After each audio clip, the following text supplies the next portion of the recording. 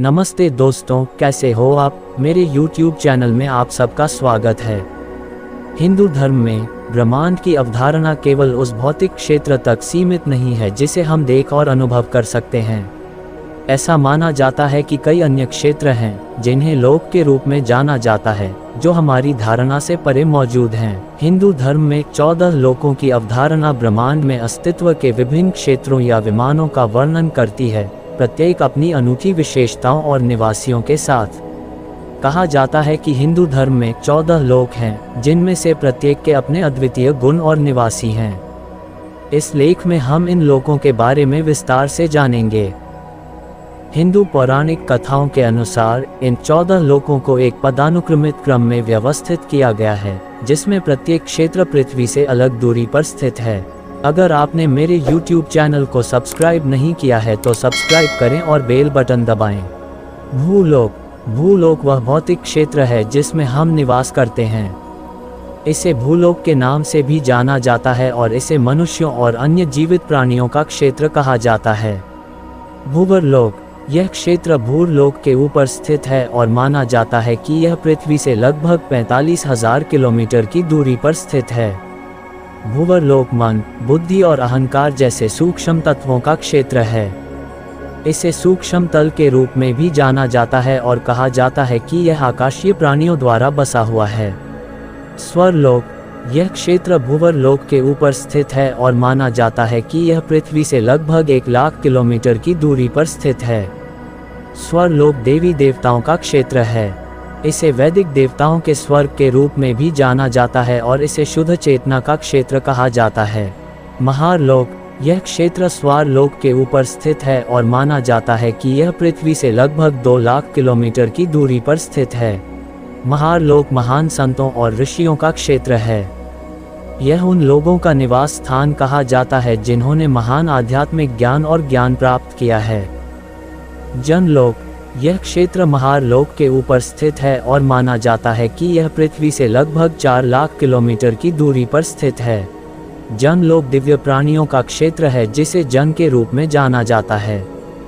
इन प्राणियों को भगवान ब्रह्मा की पूजा के लिए समर्पित कहा जाता है। तपलोक, यह क्षेत्र जनलोक के ऊपर स्थित है और माना जाता है कि यह पृथ्वी से लगभग 8,00,000 किलोमीटर की दूरी पर स्थित है। तपलोक तपस्वियों का क्षेत्र है और जो घोर तपस्या करते हैं। यह उन लोगों का निवास स्थान कहा जाता है जिन्होंने अपनी तपस्या के माध्यम से महान आध्यात्मिक शक्ति प्राप्त की है। सत्यलोक, यह क्षेत्र जिसे ब्रह्मलोक के नाम से भी जाना जाता है, तपलोक के ऊपर स्थित है और माना जाता है कि यह पृथ्वी से लगभग 1.6 मिलियन किलोमीटर की दूरी पर स्थित है। सत्यलोक ब्रह्मांड में सर्वोच्च क्षेत्र है। यह भगवान ब्रह्मा का निवास है और इसे परम सत्य और ज्ञान का क्षेत्र कहा जाता है। अटाल लोक, यह क्षेत्र पृथ्वी के नीचे स्थित है और माना जाता है कि यह पृथ्वी की सतह से लगभग 2,00,000 किलोमीटर की दूरी पर स्थित है। अटल लोका इस क्षेत्र पर बाला का शासन है जो 3 प्रकार की महिलाओं का निर्माण करता है: स्वेच्छाधारी, वासनापूर्ण और वेश्या। बाला माया का पुत्र है जो प्राचीन शास्त्रियों के लिए भ्रम की दुनिया का प्रतिनिधित्व करता था, जहां वास्तविकता की सच्चाई जागरूकता के नीचे दब जाती है। महिलाएं भावनाओं की प्रतीक हैं जो तृष्णा को जगाती हैं, मन पर काबू पाती हैं और हमें स्वार्थी, कामुक और लालची बनाती हैं। व्यक्तियों को बस इस बात का बोध नहीं होता है कि यह अहंकार है जो उनकी इच्छाओं को संचालित करता है। विटल लोक, यह क्षेत्र भी पृथ्वी के नीचे स्थित है और माना जाता है कि यह पृथ्वी की सतह से लगभग 4,00,000 किलोमीटर की दूरी पर स्थित है। वितल लोक असुरों या राक्षसों का क्षेत्र है। इसे महान शक्ति और शक्ति का क्षेत्र कहा जाता है, लेकिन क्रूरता और हिंसा का भी। वितल लोक वितल के निवासी अज्ञान की स्थिति में रहते हैं।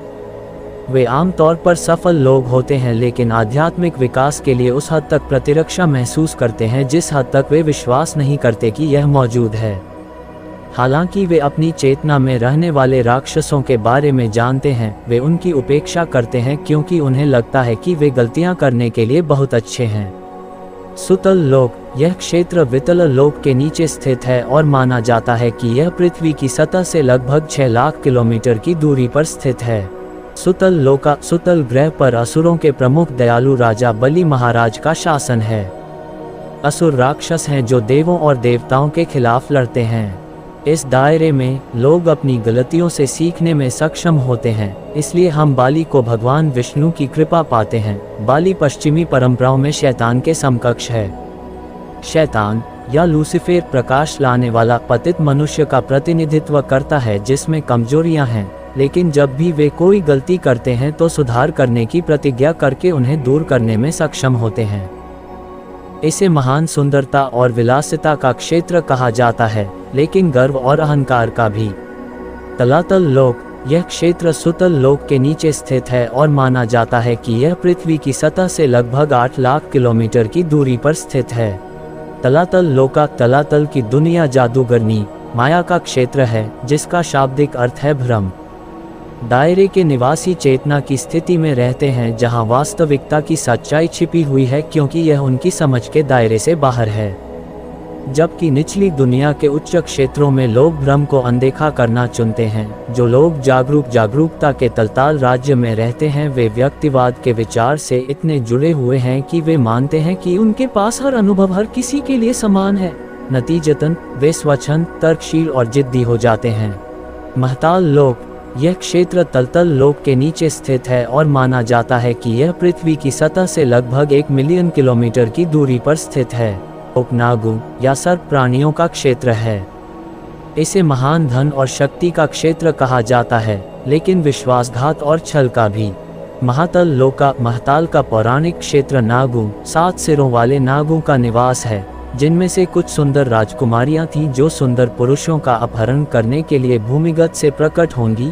यहाँ प्रतीकात्मक अर्थ यह है कि जब आप अपनी लालसा को नियंत्रित करने में असमर्थ होते हैं और प्रलोभन के लिए गिर जाते हैं, भले ही उच्च लोकों से आपके सिर में आवाज आपको ऐसा न करने के लिए कह रही हो, इन स्थितियों में भावनाओं और तृष्णा पर काबू पाने से आप आध्यात्मिक जागरूकता बढ़ा सकते हैं। यही वजह है कि हम हिंदू आइकनोग्राफी में नागों को देवताओं के सिर के ऊपर मंडराते हुए भी पाते हैं।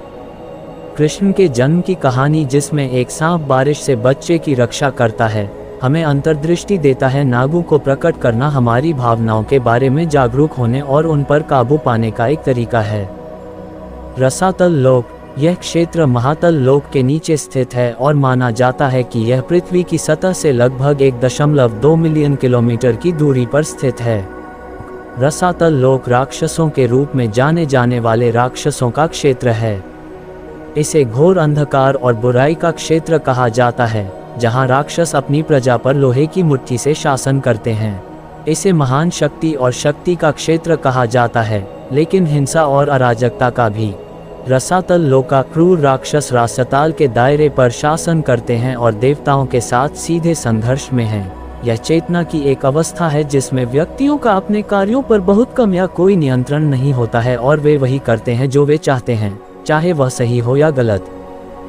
पाताल लोक, यह क्षेत्र ब्रह्मांड के तल पर स्थित है और माना जाता है कि यह पृथ्वी की सतह से लगभग 1.4 मिलियन किलोमीटर की दूरी पर स्थित है। पाताल लोक ब्रह्मांड में सबसे निचला क्षेत्र है। इसे असुरों और नागों का क्षेत्र कहा जाता है और यह मृत्यु और क्षय से जुड़ा हुआ है। पाताल लोक, यहाँ हम किसी व्यक्ति के नर्क की स्थिति में जाने से पहले चेतना के सबसे निचले दायरे को पाते हैं। यहाँ के निवासी घृणा, द्वेष और क्रोध से भरे हुए हैं, फिर भी इस समय गलतियों और दुखों से सीखने में देर नहीं हुई है। यह क्षेत्र वासुकी, नागों के राजा और सांप द्वारा शासित है, जिसे हम अक्सर विष्णु को हिंदू आइकनोग्राफी में एक आभूषण के रूप में पहने हुए पाते हैं।